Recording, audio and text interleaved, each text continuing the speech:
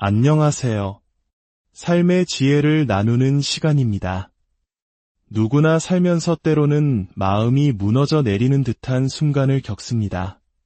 끝이 보이지 않는 어두운 터널을 홀로 걷는 것 같고 마음 둘 곳 없이 깊은 상처로 아파하기도 합니다. 솔직히 말해 이런 감정은 지극히 정상적인 것입니다.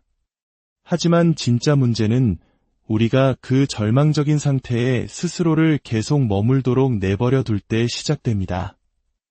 하나님의 말씀이 옛것은 지나갔으니 보라 새 것이 되었도다라고 선포하는 것은 참으로 놀라운 은혜입니다. 오늘 이 이야기가 당신의 마음에 작은 위로가 된다면 이 은혜로운 말씀을 주변의 소중한 이들과도 함께 나눠주시길 바랍니다. 당신의 나눔이 누군가에게는 절실한 희망의 빛이 될 수 있습니다. 구독과 좋아요로 이 귀한 여정에 동행해 주신다면 하나님의 축복이 당신의 삶에 가득하기를 기도하겠습니다. 오늘 우리는 우울감이라는 주제에 대해 마음을 열고 이야기 나누고자 합니다. 마치 사랑하는 어머니가 아들, 딸에게 이야기하듯 따뜻하고 진솔한 마음으로 다가가고 싶습니다. 수많은 사람들이 우울감으로 고통받고 있습니다. 어떤 경우는 의학적인 치료나 전문적인 상담이 필요한 상황일 수 있습니다. 하지만 상당수의 경우는 우리가 삶의 긍정적인 면보다 부정적인 면에 너무 오랫동안 시선을 고정했기 때문에 찾아오곤 합니다. 우울증을 정면으로 마주하는 것이야말로 자유를 향한 첫걸음입니다. 우리는 다른 사람에게 나 지금 우울해라고 말하기를 꺼려합니다. 어쩌면 우리 자신에게조차 그 사실을 인정하고 싶지 않은지도 모릅니다. 한때 저 역시 무엇이 잘못되었는지조차 모른 채 그저 아무것도 하고 싶지 않은 시간을 보냈습니다. 일터에서는 맡은 일을 해냈지만 집에 돌아오면 완전히 무기력해졌습니다. 남편이 쇼핑을 가자고 해도 외식을 하자고 해도 제 대답은 늘 아니었습니다. 제게 무슨 문제가 있는지 정말 알 수 없었습니다. 그러던 어느 날 우울증의 증상에 대해 찾아보게 되었습니다. 그곳에는 한때 즐거웠던 일들에 대한 흥미를 잃는다는 설명이 있었습니다. 그제야 저는 깨달았습니다. 저도 모르는 사이에 스스로를 우울한 감정의 늪에 빠지도록 내버려 두었던 것입니다. 그리고 그 상태에서 벗어나기 위해 무언가 행동을 취해야만 했습니다.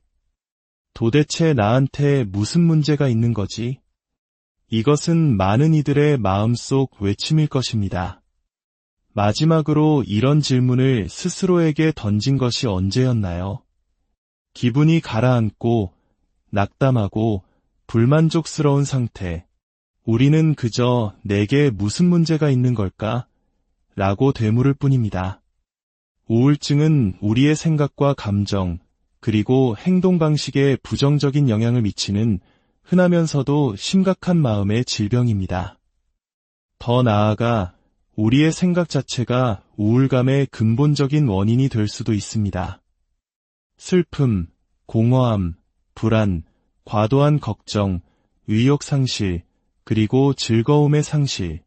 마치 삶의 모든 색이 사라지고 흑백만 남은 듯한 느낌일 겁니다. 성경 속 다윗 왕도 우리와 같이 깊은 우울감을 겪었습니다. 그는 자신의 상태를 낙심이라는 말로 표현했습니다. 시편 42편과 43편을 보면 그는 아주 짧은 간격으로 무려 3번에 걸쳐 자기 자신에게 말을 거는 장면이 나옵니다. 저는 이 세 구절을 모두 읽어드리고자 합니다. 똑같은 내용이 반복되지만 이는 우리에게 중요한 교훈을 줍니다. 때로는 우리 자신에게 말을 걸 필요가 있으며 한 번으로는 부족할 때가 많다는 사실입니다. 다윗은 자신을 짓누르는 절망의 수렁에서 빠져나오기까지 3번이나 스스로를 향해 외쳐야 했습니다. 저 역시 때로는 절벽 끝에 서 있는 제 자신을 말로 설득해 끌어내리곤 합니다. 분노가 치밀어 오를 때 누군가에게 상처받아 용서할 마음이 아직 들지 않을 때 저는 혼잣말을 합니다. 이제 그만해. 너는 축복받을 이유가 얼마나 많은지 알잖아. 하나님께서 너를 용서하셨고 너도 다른 사람을 용서해야만 해. 말씀대로 행하는 거야. 만약 이런 방법을 시도해보지 않으셨다면 꼭 한번 해보시길 권합니다. 나쁜 기분, 우울감, 낙담, 두려움, 분노, 용서하지 못하는 마음으로부터 당신 자신을 말로 설득하여 빠져나오십시오. 올바른 방식으로 자신에게 이야기할 때 일어나는 놀라운 변화에 깜짝 놀라게 될 것입니다. 다윗이 3번이나 외쳤던 말을 들어보십시오. 시편 42편 5절입니다. 내 영혼아, 내가 어찌하여 낙심하며 어찌하여 내 속에서 불안해하는가. 너는 하나님께 소망을 두라. 그가 나타나 도우심으로 말미암아 내가 여전히 찬송하리로다. 여기서 하나님을 기다린다는 것은 그저 수동적으로 시간을 보내는 것이 아닙니다. 기대를 품고 기다리는 것입니다. 매 순간 좋은 일이 일어날 것을, 하나님께서 나타나실 것을 기대하는 적극적인 기다림입니다. 시편 42편 11절입니다. 내 영혼아, 내가 어찌하여 낙심하며 어찌하여 내 속에서 불안해하는가. 너는 하나님께 소망을 두라. 나는 그가 나타나 도우심으로 말미암아 내 하나님을 여전히 찬송하리로다.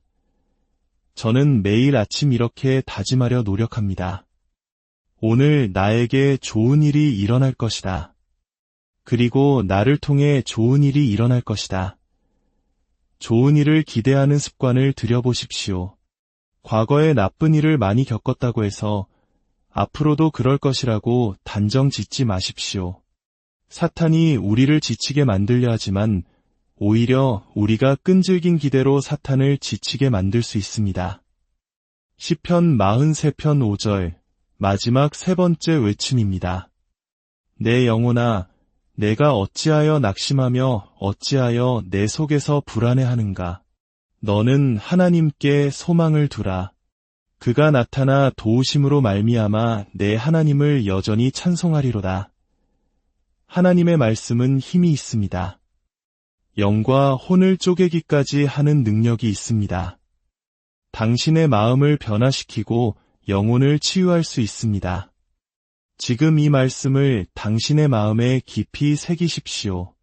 우리 모두는 때로 실망하고 상처받습니다. 그것은 자연스러운 일입니다. 하지만 그 감정에 잠식당하도록 내버려 두는 것이 문제입니다. 하나님 안에서는 언제나 새로운 시작이 가능합니다.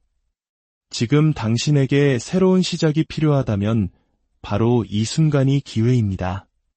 억지로라도 한번 미소 지어보는 것부터 시작할 수 있습니다. 감정이 얼굴 표정을 따라갈지도 모를 일입니다. 물론 우울감의 원인에 따라 스스로 해결하기 어려운 경우도 있습니다. 의학적인 원인이라면 전문적인 도움이 필요할 수 있습니다. 약물 치료가 필요할 수도 있습니다. 큰 충격을 주는 사건들, 예를 들어 사랑하는 사람의 죽음이나 이혼, 학대와 같은 경험은 전문가의 상담이 반드시 동반되어야 합니다. 하지만 잊지 마십시오. 우리에게는 궁극적인 치유자가 계십니다. 예수님은 우리의 치유자이십니다. 성령님은 우리의 상담가이십니다. 그리고 하나님 아버지는 우리의 위로자이십니다. 하나님은 모든 위로의 하나님이십니다. 의사를 찾아가기 전에 먼저 하나님께 기회를 드리십시오. 기도하며 하나님께서 당신을 어떻게 인도하시는지 구하십시오. 때로는 하나님께서 당신을 의사에게로 인도하실 수도 있습니다. 특히 기독교인들 사이에서는 불안이나 우울증 약을 먹는 것에 대해 부정적인 시선이 존재해왔습니다. 하지만 이는 부당한 편견입니다. 우리의 마음과 감정도 우리 몸의 다른 기관과 다르지 않습니다. 만약 심장에 문제가 생겨 약을 먹는다면 누구도 부끄러워하지 않을 것입니다. 그런데 유독 마음의 문제에 대해서는 약해 보이거나 믿음이 없는 것처럼 여겨져야 할까요? 우리의 신경계도 몸의 일부입니다. 만약 아프다면 돌봐주어야 합니다. 자, 이제 당신의 시선을 돌려보십시오. 당신이 받은 축복들을 헤아려 보십시오. 우리는 이 말을 자주 듣지만 실제로 시간을 내어 실천하는 사람은 얼마나 될까요? 아침에 잠시 시간을 내어 당신이 가진 축복들을 생각해 보십시오. 우리는 종종 상대방이 가진 10가지 장점 대신 한두 가지 단점에만 집중합니다. 우리 삶도 마찬가지입니다. 문제에만 집중하느라 수많은 축복들을 보지 못하고 살아갑니다. 어쩌면 오늘 당신에게 필요한 해답은 그저 초점을 바로잡는 것일지도 모릅니다. 우리의 생각은 기분에 직접적인 영향을 미칩니다. 긍정적으로 생각하면 기분도 훨씬 나아질 것입니다. 감사하는 마음은 영혼을 위한 위대한 약입니다. 시편 100편 4절은 말합니다. 감사함으로 그의 문에 들어가며 찬송함으로 그의 궁정에 들어가서 그에게 감사하며 그의 이름을 송축할지어다. 감사하고 그것을 입으로 표현하십시오. 하나님께 무엇이 감사한지, 다른 사람들에게 그들에 대한 어떤 점이 감사한지 말해주십시오. 불평은 우리의 삶에 수많은 부정적인 것들을 끌어들입니다. 불평은 성령을 근심하게 하며 원수에게 우리 삶을 공격할 문을 열어줍니다. 그리고 아주 중요한 점이 있습니다. 당신의 생각의 중심을 나 자신에게서 다른 사람에게로 옮기는 것은 우울감을 극복하는 데 큰 도움이 됩니다. 한 목사님에게 우울증 상담을 받으러 온 여성이 있었습니다. 목사님은 몇 주 뒤로 상담 약속을 잡아주며 한 가지 숙제를 내주었습니다. 자매님께서 아주 맛있게 만드시는 그 초콜릿 칩 쿠키 있지 않습니까? 다음 상담까지 오시는 동안 그 쿠키를 최대한 많이 구워서 사람들에게 나눠주십시오. 몇 주가 지나도 여성은 나타나지 않았습니다. 몇 달 후 목사님은 교회에서 우연히 그녀를 만났습니다. 상담 약속에 오지 않으셨더군요. 그녀는 환하게 웃으며 대답했습니다. 목사님, 제가 사람들에게 쿠키를 나눠주기 시작하면서부터 너무나 행복해졌어요. 이제는 그게 저의 사역이 되었답니다. 그 일을 계속하다 보니 우울했던 마음이 사라졌어요. 그녀는 집에 홀로 앉아 자신을 동정하고 갖지 못한 것들을 생각하며 우울해했습니다. 하지만 다른 사람들에게 손을 내밀기 시작하자 그녀의 삶에 변화가 찾아온 것입니다. 받는 것보다 주는 것이 더 복됩니다. 너그러움은 기쁨을 가져옵니다. 이제 당신의 문제들을 외면하지 말고 직면하는 습관을 들이십시오. 두려운 것이 있다면 기도하고 두려운 채로 그 일을 행하십시오. 가만히 앉아서 자신을 동정하지 마십시오. 다른 사람의 문제가 당신의 기쁨을 훔쳐가도록 내버려 두지 마십시오. 마지막으로 이 질문을 드리고 싶습니다. 하나님께서 당신을 사랑하신다는 그 사실을 당신 자신을 위해 온전히 받아들이고 있습니까? 다른 사람에게 하나님은 당신을 사랑하십니다. 라고 말하기는 쉽지만 정작 그 사랑을 나 자신을 위한 것으로 받기는 어려워하고 있지는 않나요? 행복하기 위해서는 두 가지가 필요하다고 합니다. 사랑할 대상과 삶의 목적입니다. 오늘 이 두 가지를 생각해 보시길 바랍니다. 당신에게는 사랑할 사람이 있습니까? 당신의 삶에는 목적이 있습니까? 함께 기도하겠습니다. 하나님 아버지, 지금 우울감으로 고통받는 모든 이들을 위해 기도합니다. 오늘 그들을 자유롭게 하여 주시옵소서. 오늘 나눈 이 원리들을 그들의 삶에 적용할 힘을 주시고 이를 통해 일어나는 놀라운 변화를 목격하게 하옵소서. 무엇보다 하나님의 그 크신 사랑이 상처받은 모든 마음 위에 강물처럼 흘러넘치게 하옵소서. 예수님의 이름으로 기도합니다. 아멘. 당신의 삶에 하나님의 평강과 은혜가 늘